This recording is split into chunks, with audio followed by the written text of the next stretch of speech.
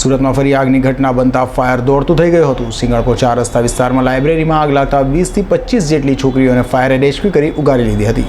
તો આગને લઈ ફરી ઉપસ્થિતોને તક્ષશિલા અગ્નિકાંડ યાદ આવી ગયું હતું, જો કે જાનહાનિ ન થતા હાશકારો અનુભવાયો છે। સુરતમાં આગની ઘટનાઓ યથાવત છે, જો કે ફરી તક્ષશિલા અગ્નિકાંડ યાદ તાજી થવા પામી હતી। સિંગણપોર ખાતે આવેલા 4 રસ્તા પાસેના ડિવાન સેન્ટરની લાઇબ્રેરીમાં આગ લાગતા ભાગદોડી મચી જવા પામી હતી।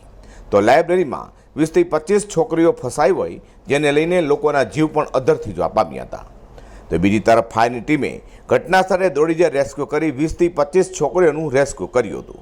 તો આગ પર સતત પાણીનો મારો કરી ફાયરે કાબુ મેળવ્યો છે।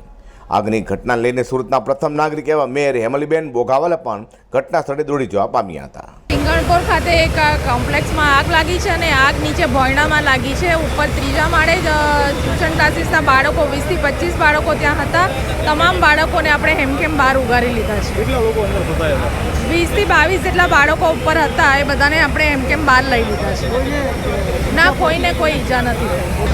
આગનો તો ખબર પડી નથી કે શોર્ટ સર્કિટ થઈ, બેસમેન્ટમાં આગ લાગેલી છે એટલું ખબર પડી છે અને ધુમાડો ઉપર સુધી પહોંચી ગયેલો, એટલે જેટલી બી બાળકો ઉપર હતા, છોકરીઓ વધારે કરીને, એ બધાને ધુમાડો લાગ્યો છે થોડો ઘણો, બાકી કોઈ ઈજા નથી, કોઈ જાનહાનિ થઈ નથી। 20 થી 22 જણા હશે આશરે, કોઈને નથી, કોઈ છોકરીઓને નથી।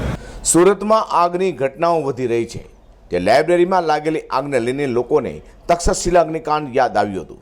હાલ તો ફાયર બ્રિગેડે તાત્કાલિક કામગીરી કરી મોટી જાનહાનિ ટાળી છે, જોકે આગ કયા કારણસર લાગી તે જાણી શકાયું નથી। અઝર કુરેશી સાથે હર્ષદ સેટા।